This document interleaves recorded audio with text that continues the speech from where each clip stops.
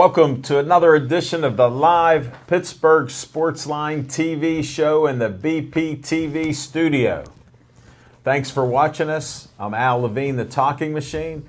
I got Chip Hayner with me and Smokin' Jim Frazier. We'll let Smokin' Jim eat in peace right now. And appreciate you watching us on Comcast 7 only in Bethel Park. And thanks for watching us on Verizon 32 in Bethel Park and the surrounding area. Boil your water. We need that. Facebook likes went down to 6,537 after we hit a high of 6,544. So we're fluctuating there, but we appreciate all those likes, so thank you very much. And get out the vote. Polls will close at 8 o'clock. Get those votes in. If you don't watch our show, I respect you going out to vote. I'm sure Smokin' Jim and Chip voted earlier. Yes, sir. Smokin' Jim does all the time for people he's not allowed to, but the ballot limits him on that, so we won't talk about that. But we got a great show coming for you. I got some promos to talk about right now.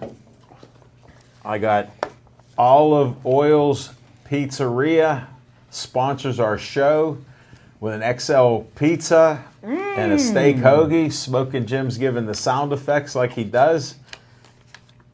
Thank you very much. Hey, Smokin' Jim, when I was at the poll today, guy says hi to me all the time. I forget his name, and he goes, "How's Smokin' Joe do?" I go, "You mean Smokin' Jim?" He goes, yeah. And then he goes, "He's very knowledgeable." I said, "Well, he is an NFL scout." He said, "Well, I watch you guys every once in a while." And I told him that. And then for Chip, he likes the baseball. And he goes, "Guess who my uncle was?" I said, "Sir, I have no idea. I can't guess." Stan, the man, Musial. Nice. Wow. I said, he goes, "I like when you talk about it." Nice. Hey? He goes, "I like when you talked about Stan." I said, he got the, he was just a great guy and had the same amount of hits left-handed and right-handed, which is a rarity. The only guy to ever do that. That's so. what I was going to say. Never happened before or since. And we haven't had it, so he goes, "Hey, thanks for the shout-out about my uncle." He goes, "He truly was." We talked for about 5 minutes. And then the one lady goes, "Sir, we'd like to get you over here to vote." She goes, "It's always something when you come in." I go, "Yeah, we have a good conversation here." So I kept the Talking Machine tradition going there. And for all of you that heard a robocall, I made a robocall for Buckley, Rule, and Spikuza. Keep kids first on the school board. So I hope they got some votes. And they sent that out to thousands of people in Bethel Park. I'm proud to be able to help sponsor 3 good candidates. And Cindy Buckley was Devin Shea's kindergarten teacher. Really? And she taught kindergarten for years. So we become friends because one day in Community Day, I said, "Would you mind doing an interview?" And she goes, "Oh, that's my kindergarten student on camera. I'd love to." He did. She did it. So we've been friends ever since, and they like the Talking Machine and his voice, so they gave me a little speech to say in 30 seconds and recorded it. I never went to kindergarten. I dropped out of the kindergarten dropout. Smokin' Jim, we know you weren't homeschooled. We know you believe in homeschooling, and you were a great athlete who didn't like school. We understand that. And you gave a little bit last week on Cal U, telling us about stuff there. A lot of it didn't get recorded because we had a full disc. See, my problem with kindergarten was I thought when the class rang, the bell rang to start the class, that was the start of recess. Right, there you go. That's it. Well, back to some of the promos. We end each show with "Stay Joey Strong." I don't know if the camera can get that. That's young Joey before his 9th birthday. He had DIPG, which is a severe brain cancer, which causes death within a year. He didn't make it. You can go to Joey Fabus Childhood Cancer Foundation and donate money there. They appreciate it. Next is another 501c3, the Bethel Park Historical Society, the Schoolhouse Arts and History Center. It has the trolley there, the older trolley in the front yard on South Park Road. Just had 105 brand new windows put in. They rent out the place. They have different events there. check out the Bethel Park Historical Society's Arts and History Center. Donate to their 501c3. Go online. And if you have a group in Bethel Park that needs some money, I got the place for you to go. BPCF. Bethel Park Community Foundation has money for you. From $100 to $5,000 is available for helping your group and provide the services that they do in Bethel Park to the community. So check that out. Another thing I always say about Dave Cable likes having some fun at my expense, and I went right along with this, is Uncle Sam. I want you for BPTV. Al Levine, the talking machine. 412-831-3304. Call Dave Cable, say you want to be a volunteer. We got Johnny Mariano here. We got Ethan here. We got Steve running the whole show, Rookie of the Year from Baldwin. He's a freshman now at CCAC, but he put some time in tonight to run the whole show and get this all set up. So thank you, Steve. All right, now we have a segment, What's on Your Mind? It's sponsored by Skeets Lewandowski of Skeets Service Station, which is past Mineral Beach and Trax Farm on Route 88. Check it out. Phone number is 724-348-4715. He works on anything and everything that runs on gas. So he does great, reasonable work. He's worked on my car and friends of mine, great prices, even my daughter's car he did. So just a great guy, and can't speak more highly of him. See Skeets Lewandowski at Skeets Service Station. And we're going to start our show with What's on Your Mind, Smoking Jim Frazier. Thanks, Al Levine, the talking machine. And if you want the green, Coming at you high and hard. the C. Levine almost dove. I told you it was high and You hard. look like Martuvius Bryant with that one. Yeah, that's it, man. Who? Hey, Who is he? He's on the bench. I'm sorry I was running a little late. I was stuck behind water truck. Juju practicing for his driver's test, and he's used to riding a bike, so he was driving with both feet, and every time he tried to turn, he would signal with his hand out the window. What's this have to do with what's on your mind? I thought you were following a water truck. And where's the good water from Monroeville here? You didn't bring any water in Can for you him. bathe with the water or no? Yeah. Yeah. Oh, yeah. Okay, that's Yeah, we're Why? How not do we going. smell? We haven't taken a No, shower in we're two not- days. We're not going to be funky. No, well, Okay. I was worried You about know. that. We're fresh. 'Cause I've heard about Yeah. I've heard Boil about the that. water, folks. Still continuing. What's on my mind is the Pittsburgh Sportsline player of the week or team of the week. But before I do that, quickly I'll go through my bracket predictions like I did last week, and I think all the teams that are predicted to win are still in it. Clareton is still fighting, literally off and on the field. I got Cal beating them in the championship. I'm not sure how Chip feels about that. I got Washington High School in AA knocking off Steel Valley in the championship. I got Aliquippa and their dominating defense beating Quaker Valley. You've liked Quaker Valley. I like Quaker Valley. Matter of fact, Friday I'm emceeing a youth league banquet in Sewickley for kids that'll be going to Quaker Valley. Yeah, but it's actually in Hopewell, but it's for the Quaker Valley. I can't keep youth track of you. The busiest youth man in football Pittsburgh team. media. So also South Fayette, I believe they'll somehow find a way to beat Bethel Park to win. I mean, Bell Vernon to beat the 4A championship. Bell Vernon's loaded this year. In 6A, I got Pine Ridgeland knocking off Central Catholic. Good job, Bethel Park and Volpatty. Volpatty, they were on their way to beating Penn Hills when Volpatty got hurt, the star junior running back, and then the other running back got hurt, so Penn Hills was able to win that game, but Central Catholic will punish Penn Hills. And the Pittsburgh Sportsline Team of the Year, Gateway will beat Penn Trafford for the championship there. So let's go to the Players of the Week. And I think there's really only one choice here. Brady Walker. For Player of the Week. He threw for 394 yards, over 7,000 yards for his career, over 3,000 yards this season. Brady Walker of Gateway, and we might Can you as well say what school he went to? Gateway and the Pittsburgh Sportsline Team of the Week. Let's stay right there. Gateway beat Woodland Hills 40-28. So, no need to mention anybody else. How's So that's that what's make on you my mind. feel? Your alma mater. You know, and I have to admit something. Usually, I prepare pretty well, for the shows. Sure, and because of a number of different things that Heyo.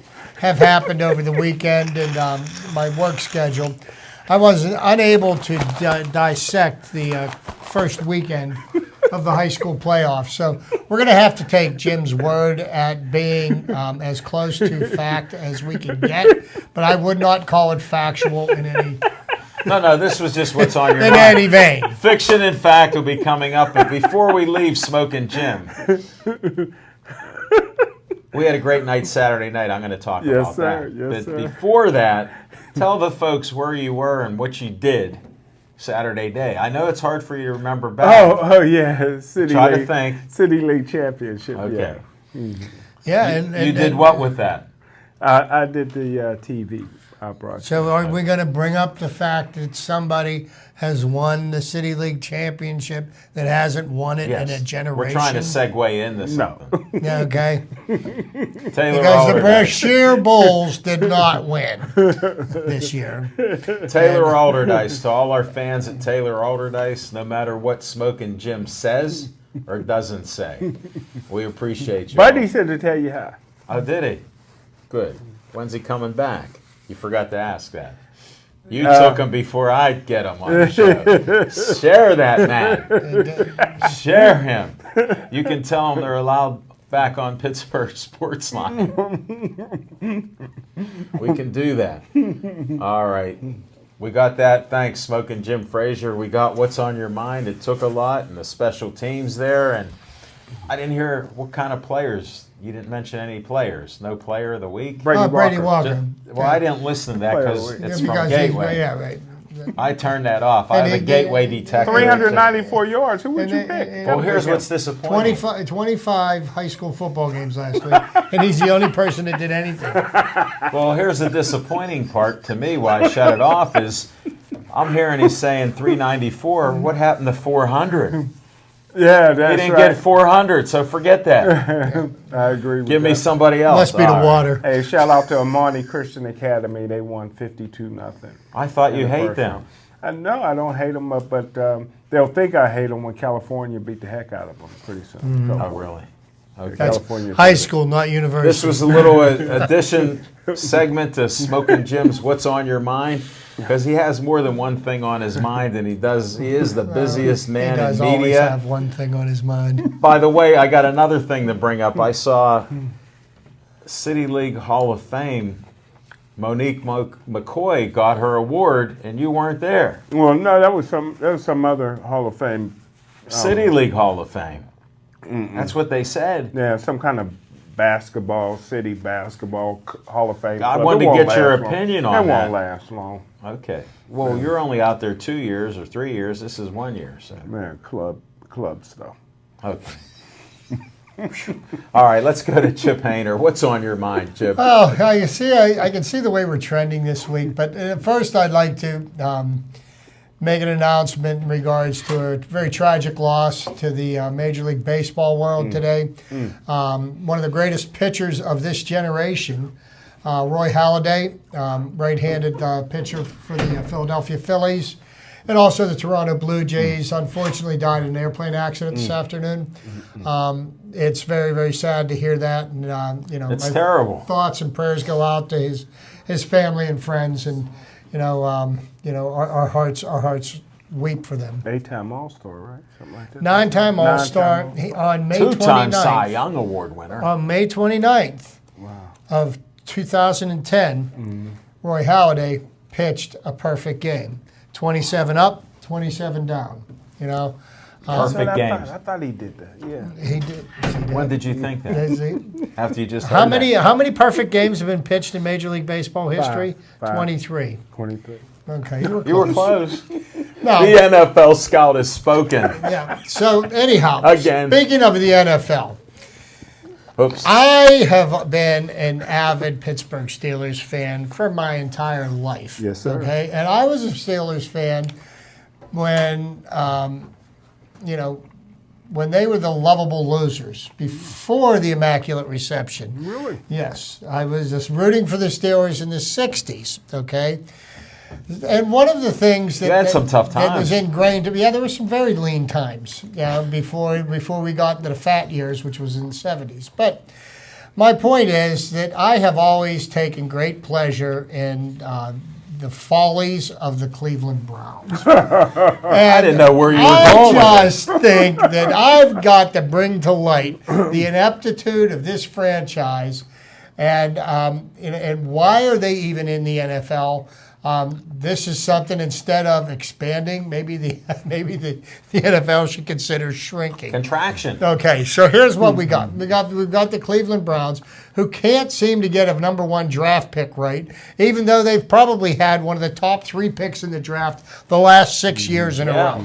So what did they do? They drafted a quarterback with one of their first-round picks. Their other first-round pick was supposed to be a can't-miss prospect. Played 3 games. No, maybe played 3 plays. He's worse than Stephon Tuitt on the injured reserve. So One play a week to it. yeah. So they missed on the first round pick this year, and they had a second first round pick, and there were plenty of quality quarterbacks in the first round of the draft this year.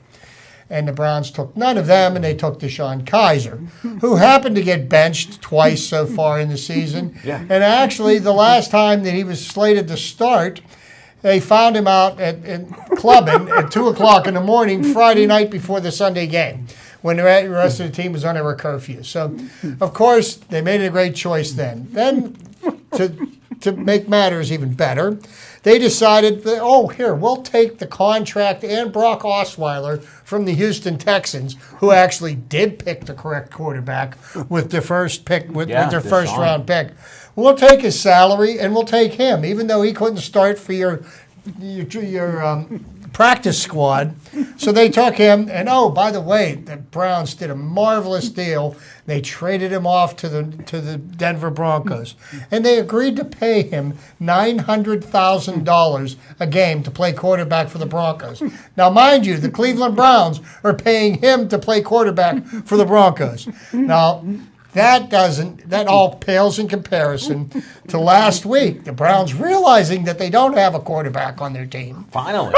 Okay? They realized this finally halfway through the season, and they decided to go after the backup quarterback for the Cincinnati Bengals, A.J. McCarron, who the Steeler fans know gave the Steelers fits a couple of years ago in a playoff game. Yes. Played very, very well. Looks to be a serviceable enough quarterback for an NFL team, potentially, unless you go to Cleveland. But they make the deal. They agree on the trade at 3:55. The trade deadline is at 4 o'clock. Somehow, in 5 minutes, the Cleveland Browns forgot to notify the NFL about the trade. Subsequently, the trade was null and void. It never happened. How do you forget to tell the NFL that you made a trade at the trade deadline when you were busting your butt to get the deal done before 4 o'clock? Unbelievable. I don't know if there could ever be an explanation, but the Cleveland Browns, keep your current ownership, keep your current coaching staff. You are providing endless reams of material for people like myself to poke fun at you. Sure. But they ask me what's on my mind. That's what's on my mind. That's good stuff. Thanks, Chip Painter.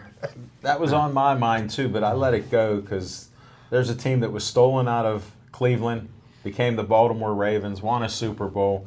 Then they give them a team that They won 2. Well, I'm just saying what happened then. So that's good, but I'm not going to talk about Flacco because I don't know what happened to him except he excelled in his contract year, won a Super Bowl and signed for big money and can't produce since. What's on my mind is Smoking Jim and I do boxing.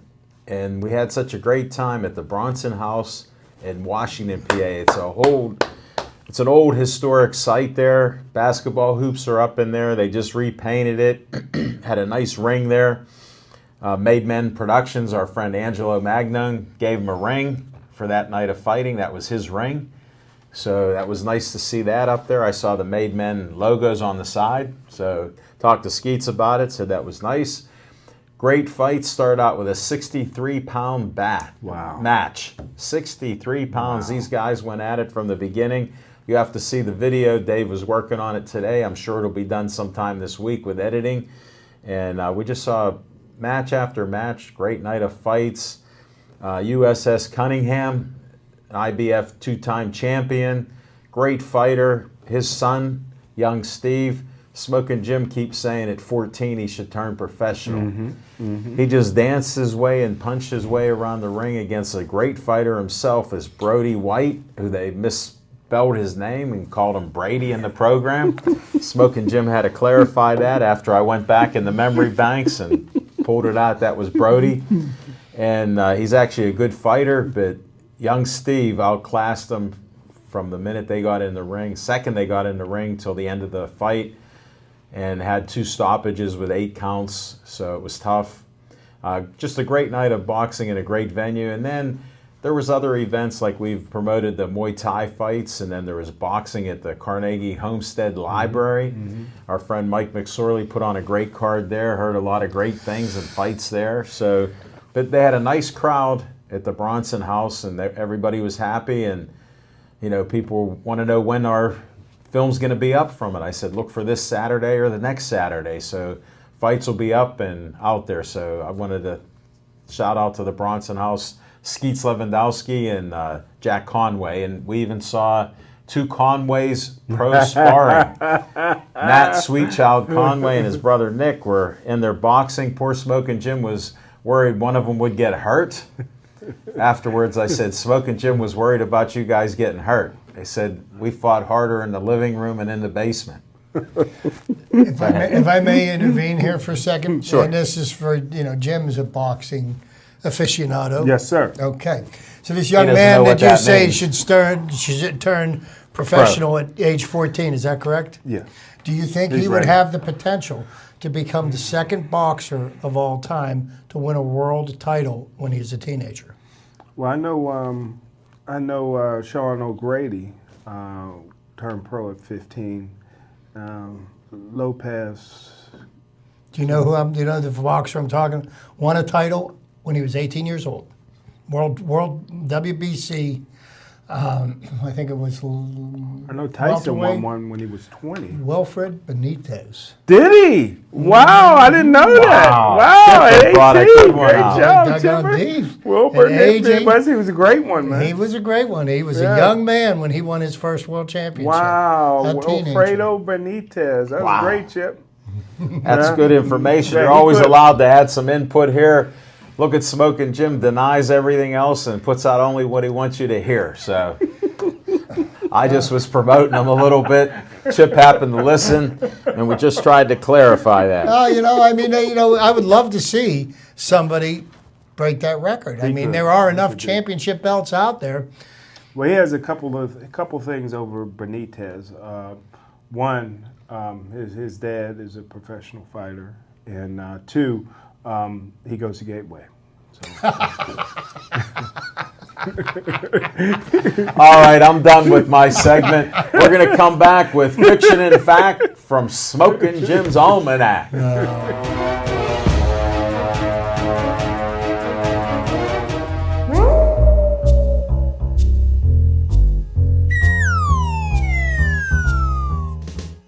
Thanks, Al Levine, the Talking Machine. Thanks, Chip.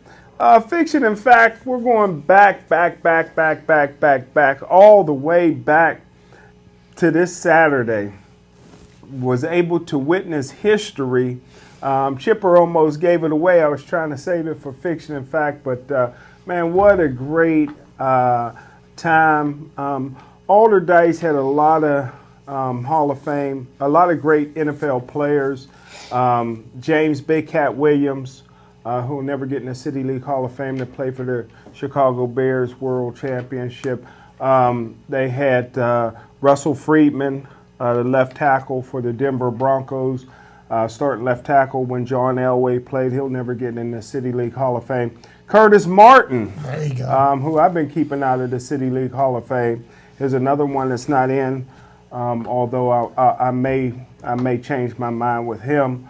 Why? And they Why had Will Clark, whose dad played on the 76 Fifth Avenue team, plays for the Cincinnati Bengals, and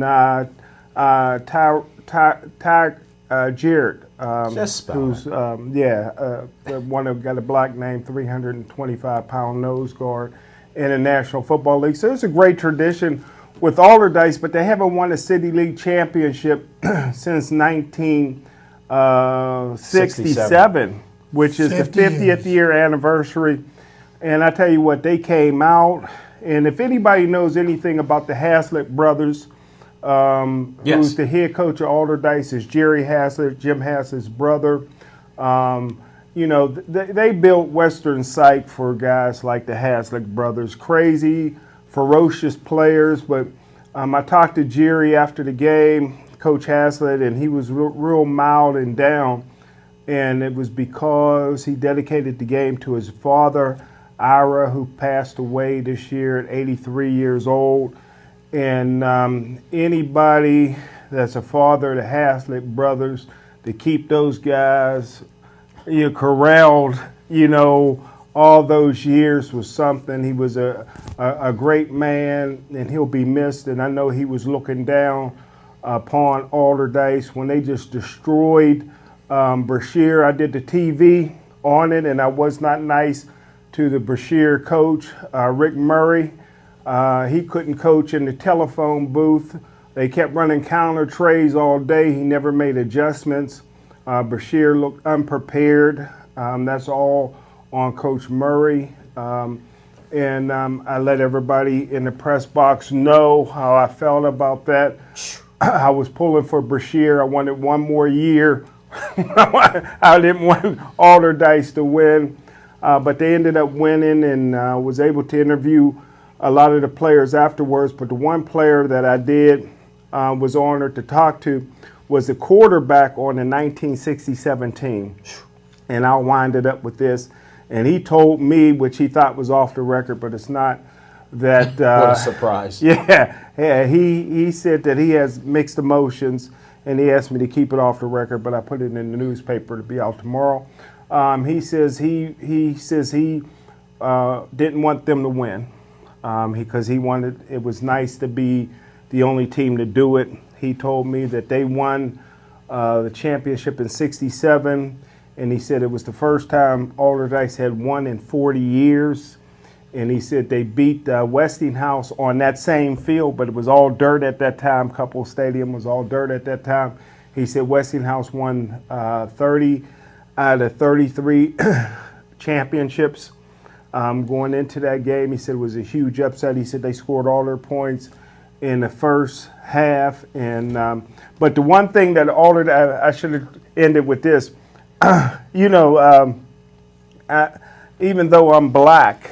Pardon me. Yeah, Really? Yeah, I'm black, but Go on. some of the things that the brothers do, I don't know. Right after the game, Brashear showed some class because they had the whole game to prepare for it. They got beat 35. It was 35-0 before they scored towards the end of the game. So they were prepared for the end of the game handshake.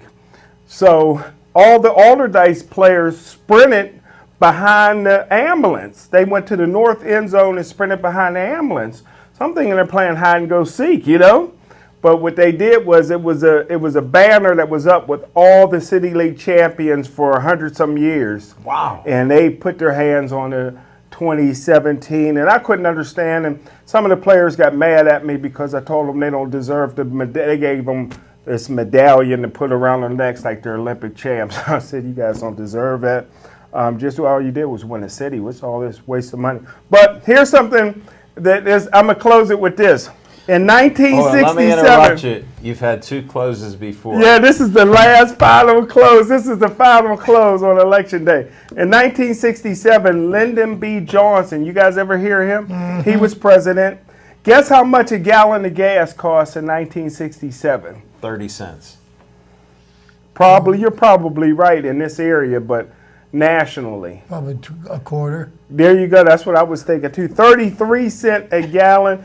And the number $1.25. one song on Motown's number one song was the Four Tops, Standing in the Shadow of Love. I'm not sure what you white guys' number one song, but the number one song from Motown was the Four Tops, Standing in the Shadow of Love. And that's fiction and fact from Smoking Jim's Almanac. 33 cents a gallon. Boy, I could buy some gas so with let that. me ask a silly question. Yeah.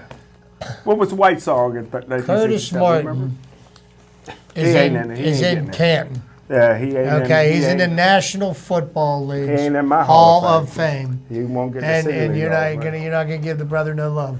Huh? He hasn't. You're not giving him no love. No, not right now. I'm not.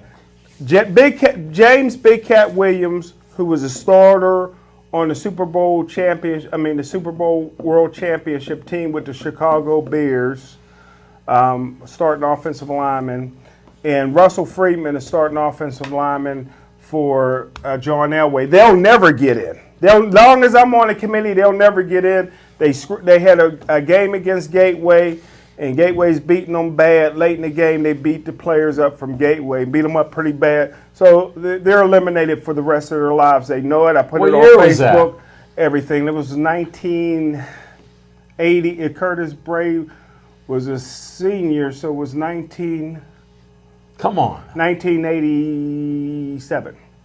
Wow. 1987, so they Boy, graduated. do you hold a grudge. You are Yeah, stubborn. they'll never get in. But You're a stubborn man. But Curtis Martin, What happened? I've been keeping him out for 4 years, and maybe another 4 years for Curtis is even. I may even revisit with Curtis. But Why yeah, are you keeping him out? keeping him out? Why? So just so I can verify the fact part of this. So a gentleman that beat up your Gateway players Yeah, played on the 1985 championship as a starter. Bears. James Big Cat Williams. So why did he? So if you're saying this was done in '87, and they won the championship in '85, what did he do? Did he get thrown out of the pros and go back to high school? I guess I was wrong. Big Cat Williams played for Chicago. My math is off. You mean to tell me my math is off? maybe that's why I'm keeping him off. He was ineligible. He played in the NFL and would come back and play against high school. Where was Roger Goodell and DeMaurice Smith then? I gotta look it up with James Big. Yeah, You heard of James Big They Cat demoted him from first string on the world champions to a high school football team. Good. I never put them two together. You know, that's a long time ago. Sometimes I just Folks, that's why we have fiction, which is a lot, and a few facts from Smoking Jim Big Frazier. Cat Williams did not play on that championship team. Yeah, wow. He would have been too young. just Wow. I'm For just years, I thought he was a starter on that team. I know he started for them. You heard of James Big Cat Yeah. Williams. You heard of him too, right? Yeah, I did, That's but why I was he just asked. wondering because Man, I I didn't know. thought, I've I been mean, giving when him I too know, as much far as I credit. know, I mean, other than in the early 60s. I'm justified for keeping him out. Since George Hallis was coach, there's only been one Bears championship team. And I know it was 1985. I've been Wow. giving him too much credit. Thank you, Okay. Smoking Jim Frazier. Now, let's go to our next segment with Chip Hayner.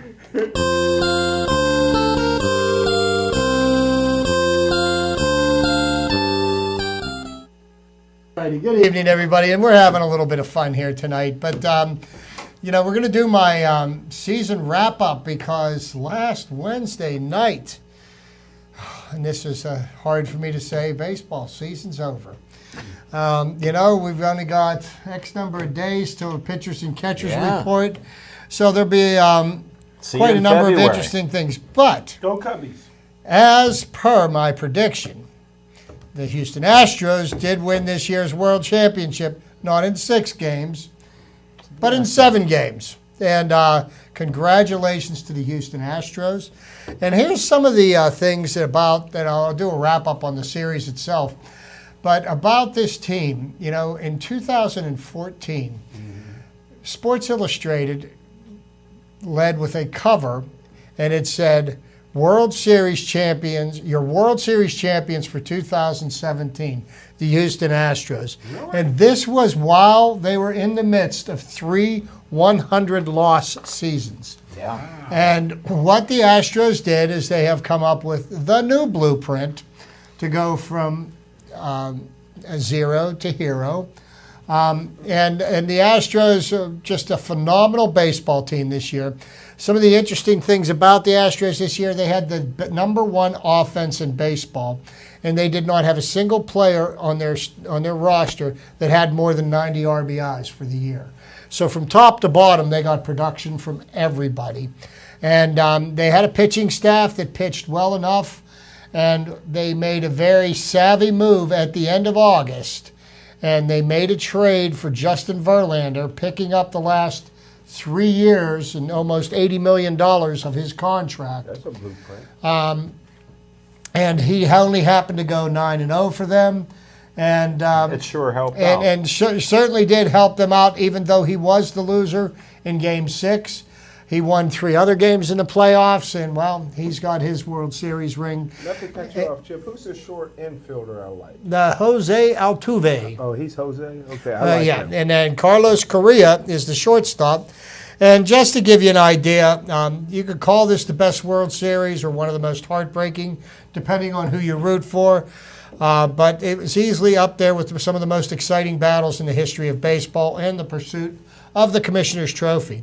After a 7-game, 8-day slugfest, and I use that word slugfest because the balls were flying out of the stadium. They were juiced. In both parks. And, and there was a lot of run scoring. The Astros lost the first game. They won the second game in Los Angeles. Then they won games 3 and 5 at home, losing game 4 to the Dodgers. Dodgers came back with a big win in Game 6. Game 7, the wheels fell off the Dodgers bus. On a night when the Dodgers looked to double up on their Game 6 win at Dodger Stadium, the home team started Game 7 with a 2-0 deficit early. The first inning saw the Astros get on base immediately with a double from the MVP for the World Series, George Springer. After a botched throw by the Dodgers first baseman, the second batter, Alex Bregman's ground out, sent Bregman to second base. Springer home to score. Minutes later, Jose Altuve grounded out to bring across Bregman and make the score 2-0. Apparently, the words that I have heard about the starting pitcher for the Dodgers, Yu Darvish, who was another acquisition that was made at the trade deadline. Blueprint. Somebody that was going to be a free agent after the end of the season, who failed miserably in both of his starts against the Astros. And apparently, he was tipping off his pitches. And by that, he was making a certain movement when he would grab the ball for a fastball that he wasn't making when he was throwing an off-speed pitch. And subsequently, he didn't last more than 3 2/3 innings in 2 games. And that was the first time in his career that this happened to him. Yes, it is. He was a good pitcher. The rent-a-pitcher didn't work out. He tipped off his pitches and got knocked out of each game early. But one of the things that I took a lot of pleasure in is the Dodgers and their $285 million payroll didn't get it done. So he who spends the most money is not necessarily the one that runs away with all the toys. But that being said, the Dodgers are set up they've won, I believe, the last 5 National League West titles. Could be. Yeah, okay. And they are set to win over the next few years. They've got a bunch of young talent. Cody Bellinger, for example, who will be the National League Rookie of the Year. And unfortunately, Josh Bell will come in second. He's playing well. They've got Corey Seager. They've got Josh Turner. They've got a lot of young, upcoming ball players that are under team control. So does the Houston Astros. And, Carlos Correa, who last year won Rookie of the Year, became an all-star this year, and Jose Altuve, who in the last 4 years has led the major leagues in hits, and he's won the batting title 3 of the last 4 years. And he's only 5'6". 5'6", but he plays big. And as a matter of fact, I was joking with my wife while we were watching the World Series that the bat that he uses is just slightly bigger than he is, but he does swing it well, and he is an amazing ball player. And the thing that I found most amazing about this World Series, and I know Jim is one of these people that fails to believe that the NFL is floundering right now, for lack of a better way of putting it. But Sunday night, the Steelers played the Detroit Lions on the nationally televised football game. Mm-hmm. Game 5 of the World Series was played, the Houston Astros and the Los Angeles Dodgers. And the Astros-Dodgers game outdrew the NFL that night. I'd like to see some proof of that. I can bring it to you. You got all that that's not in there?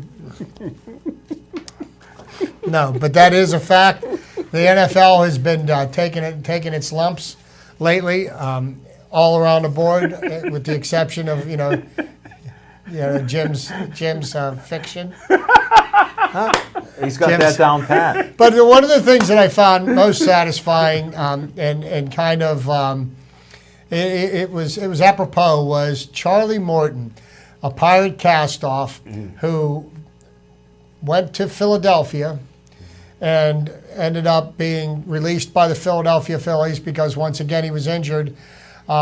Signed with the Houston Astros this year. He didn't pitch for anybody last year.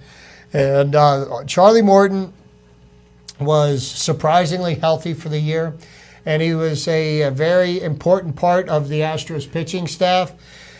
And he won Game 7 of the World Series, and he won his World Championship. And I always enjoyed watching Charlie Morton pitch here in Pittsburgh. It was unfortunate that things worked out for him the way they did. He was injured more often than he was healthy, and subsequently the Pirates had to had to let his salary go. But really, one of the good guys in baseball. Happy to see him win a World Championship. But it looks like the Astros and the Dodgers could be going head-to-head for quite a few years.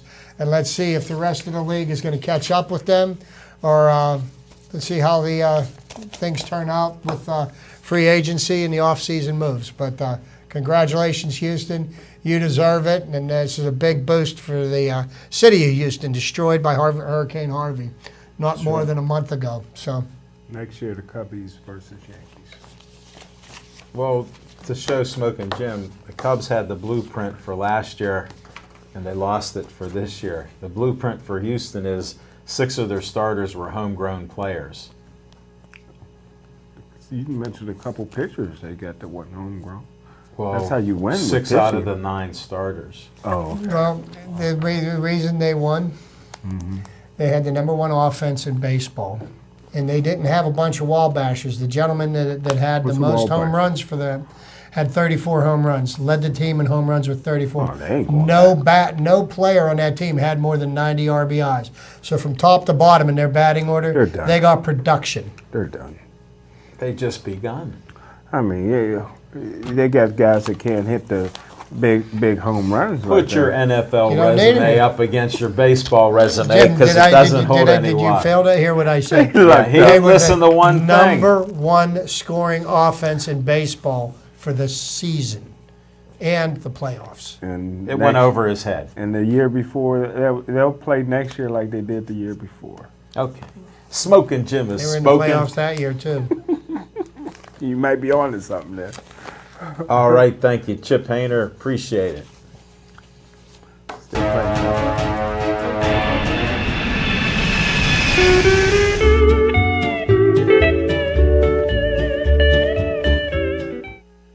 On location, Olive Oil's Pizzeria, 930 Brookline Boulevard, next Monday night, the 13th. See us there. We got Muay Thai, Fight promoter Andy Anderson will be back to give us the lowdown on the fights. Got a report from Dan Bogan. They had a great night of Muay Thai fights. Jill Bell, a winner of her first Muay Thai fight with Jamie Chesney. Woo! Pittsburgh Sportsline Hall of Famer in her corner.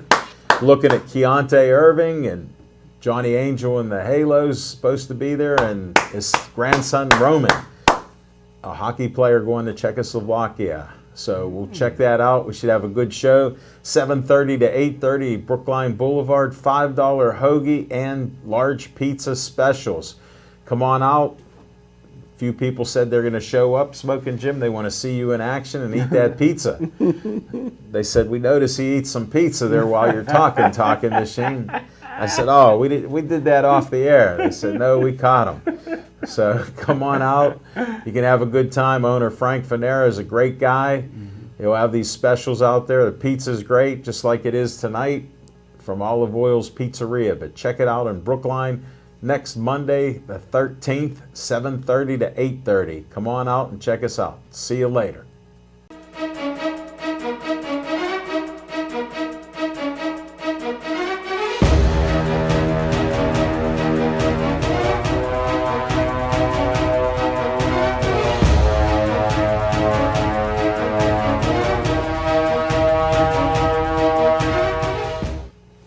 Thanks for not changing that dial. If you're back from voting, you can watch these last 8 minutes and 50 seconds there.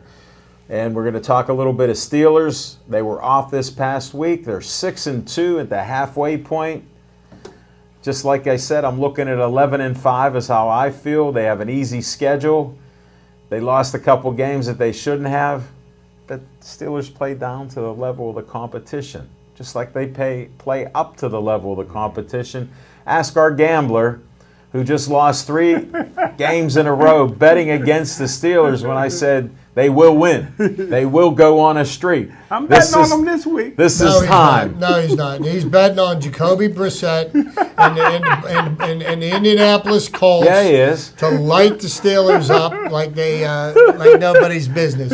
And we're going to talk Steelers tonight. This is it. And this is it. And I'm going to tell you something.